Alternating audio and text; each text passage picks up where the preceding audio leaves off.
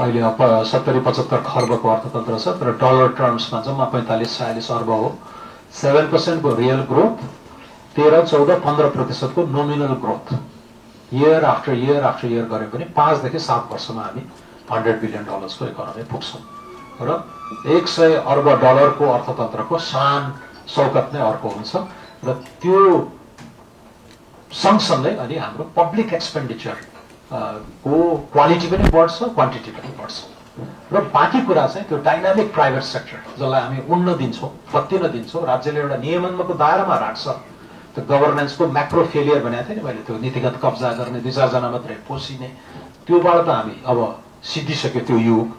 तर सबैजना माथि जाने खालको नीति लिएर आएर चाहिँ अगाडि जाने हो। गभर्नेन्स, रिफर्म्स, इन्फ्रास्ट्रक्चर, यो तीनटामा चाहिँ तपाईँहरूको बजेटहरू पनि त्यसमा अलाइन गरेर आइदियो भने चाहिँ हामी सँगसँगै माथि जान्छौँ र 1+1 चाहिँ अब 3 हुने किसिमले अगाडि जान्छ र धेरै सक्सेसेसहरू पनि छन्। प्रदेशहरूले तपाईँहरूले इनोभेट गरिराख्नुभएका म्युनिसिपल लेभलमा मैले चिरीबाबु महर्जनज्यूलाई विशेष गरेर यो बैठकमा बोलाउनुको कारण उहाँको महानगरपालिका असाध्यै सफल। काठमाडौँ महानगरपालिकाका मेयर साहब त प्रधानमन्त्री नै हुनुभयो होइन, जनताले नै।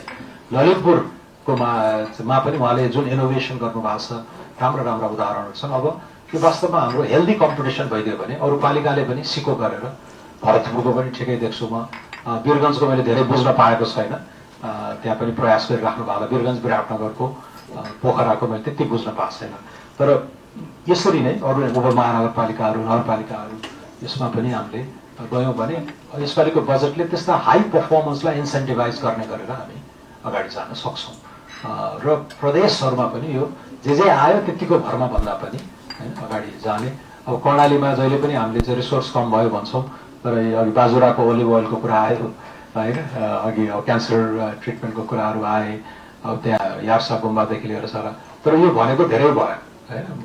त्यसैले अब आर्थिक मामिला मन्त्रीज्यूले इनोभेटिभ प्रपोजल ल्याउनुहोस्, मेबी एउटा चाहिँ हाम्रो यो अनुपम सम्भावना भएका कोशीको के हो होइन, प्रदेश वाइज नै त्यो गराउँला। अघि एकजनाले मैले नोट गरेको छु, प्रादेशिक क्यापिटलहरूको पनि मोडल आइदियोस् न होइन, 7वटा प्रदेश प्रादेशिक राजधानीको पनि मोडल सहरीकरणको हिसाबले भन्नुभयो।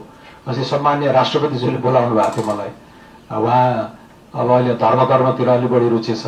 यो 7वटा धाम छ हाम्रो, 7वटा प्रदेशको 7वटा धाम, त्यो चाहिँ छुटाउनु भएन भन्नुभएको थियो।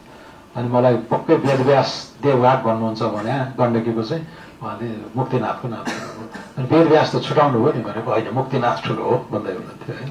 त्यसैले यी कुराहरू चाहिँ we want to incentivise federal लेभलबाटै पनि होइन, त्यसैले गरौँ।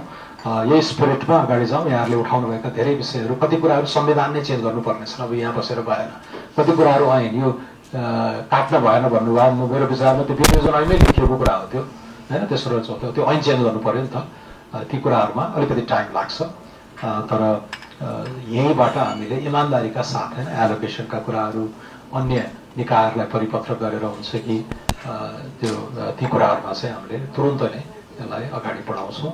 यसपालिको बजेट सङ्घीय चाहिँ पब्लिक फाइनेन्स भनौँ न, यो सार्वजनिक वित्तको त एउटा छनक आउँछ नै, तर तपाईँहरूलाई पनि त्यो एउटा कन्सर्टेड अभियानमा सँगै लाने गरेर चाहिँ आओस् भन्ने हाम्रो चाहना छ र पुराना गल्तीहरू जुन खर्च नहुने क्षमताका कुराहरूलाई एड्रेस गरेर अगाडि जाउँ र तपाईँहरूको हरेक प्रदेश र पालिकाहरूमा भएका ती विशिष्ट सम्भावनाहरूलाई चाहिँ फन्डिङका कारण ती दबाइएका छन्, लुकेका छन् भने त्यसलाई माथि ल्याउने गरेर हामी जाउँ। हस् त, धेरै धेरै धन्यवाद।